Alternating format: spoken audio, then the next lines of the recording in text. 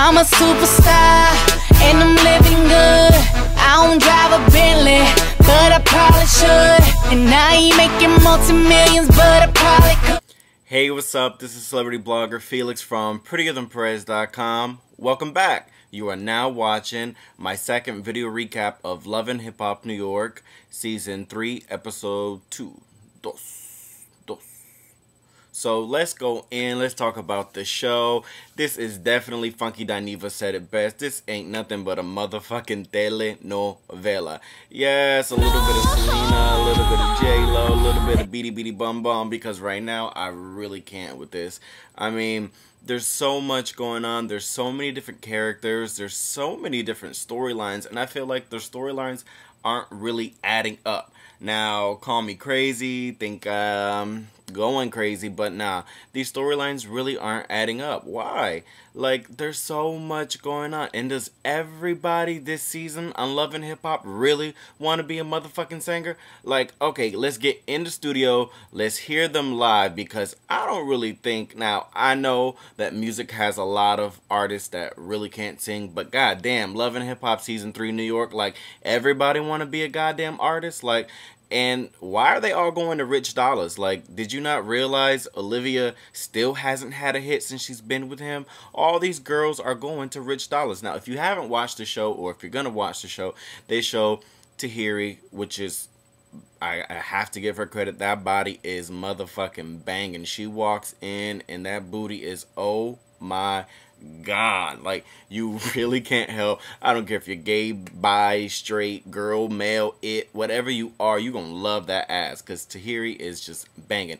Outside her body, she comes in and she tells you, she meets with Rich Dollars. They have a flirting session, and she talks about getting a referral of an attorney, because she's now in the studio recording music. I don't know what Tahiri's doing yet, but I'm really curious to hear it. Now, let's go into Joe Budden on this episode. Like, he really, no disrespect to Joe Budden, but damn, he really needs to get his reality skills acting up to par, because right now, he's really doing the most. Like, why the fuck are you yelling at her like this, huh? Why are you yelling at her like this? When my mother yells at me like this, she means it. I mean, that's why I felt like he had a damn Tyra Banks episode on Rocky. Like, Rocky comes in and he really flipped out on her. I mean, sweating in the studio. Like, he yelled at her because I think he felt it. Now, Joe Budden in this episode, they show him crying. You know, he talks about his relapse situation. 14 years of being sober with, I guess, not any drugs or anything like that, and he's relapsed. He's gone back into his bad habits, and it's why he didn't supposedly protect Rocky at his party, because he was high. Joe also introduces Kaylin finally to the episode. We saw her at the pool party, but she really didn't say anything and she wasn't introduced. Kaylin is now his girlfriend. She's 20 years old. What? And he says he's in love with her. They've been together for only 5 months. And of course she believes it. She's 20. You're like 30-something. She's 20-something. You know, so Kaylin, they introduce her. I mean, I think she's really going to be a dope, just faithful supporter to Joe. She's gonna be there for him, I think, and I mean, I guess that's really what he needs, especially after relapsing. And he said he relapsed because he went on tour. I don't know what major tour he went on in the past couple years, because I haven't heard of any, but I guess that's where he relapsed. So, one of the things, Kaylin, like I said, she's very pretty, sweet. She seems like a very faithful supporter. She looks like she's been through some things, and Rocky also seems like the only female supporter that's on her side. Now, they went in a little bit on her dental work, so hopefully during the next season, she may have them fixed after they get some checks from this show. So we shall see. Now, Winter Ramos gets introduced. Dun dun dun. Winter Ramos appears to be the superhead of Love and Hip Hop New York. She supposedly reaches out to Jen DePen, who also gets introduced this episode on that she has a book coming out, and a book about being in the industry, being with all these men in the industry, and surrounding herself around that whole situation. So it sounds like a little bit like she's the next superhead. And she supposedly said Jadakiss gave her the okay or supported her to actually make the book. Now, someone said that it's more like a pamphlet and not a book, but I didn't say it. So, looking forward to see what she has to say about these rappers. Jen DePen introduced. She's a gossip radio personality. They tell her story on the show a little bit. She seems like she's going to be struggling with her baby daddy, which is Consequence, and he is a ghostwriter, supposedly for Kanye West, Beyonce, were some of the names mentioned. So, love to hear what Kanye and Beyonce have to say about supposedly not writing some of their own stuff, and Consequence now taking credit for some of it. But yes, she gets introduced to the show. She seems like also another very sweet, you know, she's a mother trying to build her whole career, and Consequence seems to be like he's trying to play the man role and trying to get her to get back out there after having a baby.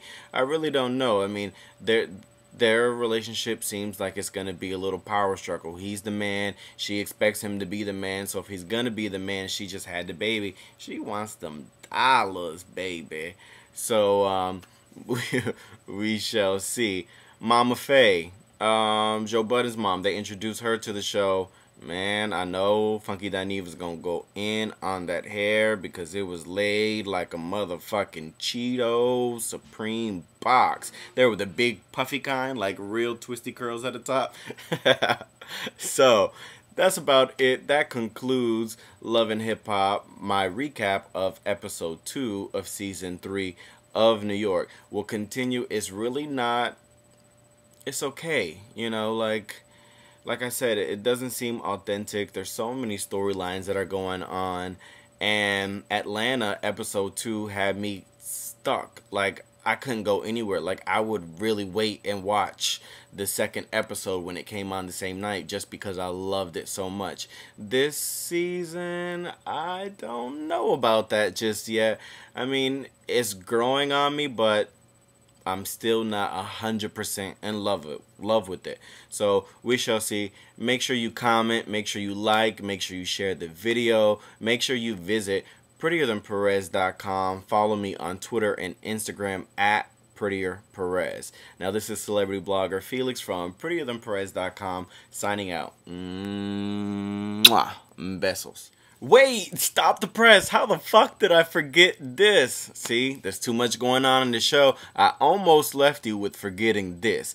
They introduced L'Oreal. L'Oreal, they laughed like insane. The timeline on Twitter when she said she was the greatest rapper right now. She's, I guess, an upcoming female rapper from New York. I haven't heard her material yet, but she's supposedly up and coming. Erica Mena goes to, they're in their nail session. She wants to, Erica tells her that they should do a track together. And later on, they get into the club, and Rich Dollaz tells her no because it's not a good look for her. And after Erica's in the club, Rich Dollaz basically tells them no, that they're not allowed to work together. And Erica feels some type of way, and they're leaving the club. Like a boss, that bitch said, I'm ready to go, and let's go. So they're leaving the club, they're all pissed off, and now L'Oreal and Erica get into it. Erica throws a low blow, L'Oreal throws a low blow to Erica and talks about the fight that she had with her baby daddy, where Erica is seen kicking him in the neck. Now, this was absolutely crazy. This was ridiculous. And now these two girls, now seemed in the very beginning, they seemed like they were going to be friends. And all of a sudden, Erica went AWOL. She really turned into a little ratchet ass Puerto Rican. I love that shit because she said they're fighting and she's like, bitch, don't let me kick you in the neck. Because, I mean, it's about to get serious. It's about to get real. I can't wait to see what happens between these two females. So I just had to add that into the show. Didn't want to forget about L'Oreal and the drama that she has coming up with Erica. So once again, now for real, this is celebrity blogger Felix from PrettierThanPerez.com signing out. Mwah. Besos. You gotta swear.